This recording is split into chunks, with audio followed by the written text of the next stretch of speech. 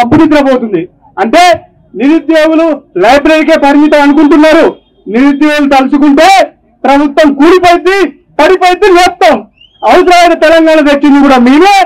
ఏ ప్రభుత్వానికైనా సపోర్ట్ చేసినా ఆయన నిరుద్యోగులు అందరం కలిసి మేము నమ్మి మిమ్మల్ని గెలిపించుకున్నాం.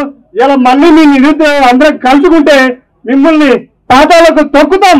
ఖబర్దార్ గుర్తుపెట్టుకో. మాకు కావాల్సింది ఒక్కటే, ఇక్కడ ఏం కాదు, జాబ్ అయ్యాని మేము బతిలాడుతున్నాం, మొత్తుకుంటున్నాం.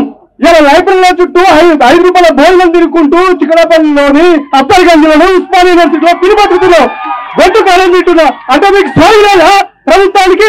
మీకు చేత కాకపోతే చెప్పు, ఏ విభాగంలో ఖాళీలో లెక్కలిస్తా, అది రాసుకో. నీకు చేతగాని మబ్బునిద్ర. ఒక విద్యాశాఖకి మంత్రి లేడు, విద్యాశాఖ మంత్రి లేడు. ఉంటే తెలుస్తుంది నీకు సోయి ఉందో. ఆ సోయి లేదు, ఆ సోయి తెచ్చుకోండి. మేము ఒకటే వేస్తున్నాం. ఎవడైనా ఆందోళన ఆయన తీసుకోపోయి సినిమా వాటిలో 5 లక్షలు ఇస్తున్నారు. మళ్ళీ నిరుద్యోగులకి ఇవ్వండి. చదువుకున్న విద్యార్థులకి లైబ్రరీ సరిపోట్ల లైబ్రరీ పెట్టండి. ఇవాళ డబ్బులు పెట్టుకొని దిక్కులేక మీరు అరగోతులు పడి చదువుకుంటుంటే మీరు పెత్తనాలు చేస్తే ఊరుకున్నాం. ఖబర్దార్. మేము సీఎంని కోరుతున్నాం, మాకు ఎమ్మెల్యే జాబ్ నోటిఫికేషన్ కావాలి. లేని ఎడల మీ విద్యార్థులను పెన్నే పడతాం. పెన్ను వారు కావాలనుకుంటే గన్ను కూడా పడతాం. అది వద్దనుకోనే మేము ఇక్కడ చదువుకుంటున్నాం. అప్పటి పాతకాలం రోజులు రానియకండి ముఖ్యమంత్రిని చెప్తున్నారు. ఇది దృష్టిలో పెట్టుకొని మా నిరుద్యోగులకు మీరు వెంటనే మీరు విడుదల చేయాలి. లేని పక్షంలో కలెక్టరేట్ గా అన్ని జిల్లాల్లో అన్ని నిరుద్యోగులు కలిసి కలెక్టరేట్ ముట్టడి చేస్తాం, సెక్రటరియట్ ముట్టడి చేస్తాం. అవసరం అయితే సీఎం రేవంత్ రెడ్డి ఇల్లు కూడా ముట్టడి చేస్తాం. కాబట్టి మేము మిమ్మల్ని నమ్మినాం.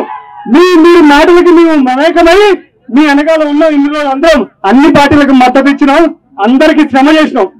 మీ వల్ల చేత కాకపోతే ఇక మేమే దిగుతాం. రాజకీయాలకు కూడా దిగాలనుకుంటాం. సమస్య కాదు, మాకన్నా ఎక్కువ తెలియడం లేదు. కనీసం మీకు విద్యా విభాగంలో ఏమి ఉంటుందో తెలియదు, కనీసం ఏమేమి విభాగాలు ఉంటాయో తెలియదు. మీకు తెలియనప్పుడు సివిల్ సప్లైలు ఏముంటుందో, ఇరిగేషన్లు ఏముంటుందో, కనీసం ఎన్ని ప్రాజెక్టులు ఉంటాయో ఒక్క ఎమ్మెల్యేకి తెలియదు. 119 ఎమ్మెల్యేలు ఉంటే ఒక్క ఎమ్మెల్యే అన్న విద్యార్థుల గురించి మాట్లాడు. 40 మంది ఎమ్మెల్సీలు ఉన్నారు. మాట్లాడాలి, సొయి తెచ్చుకోండి.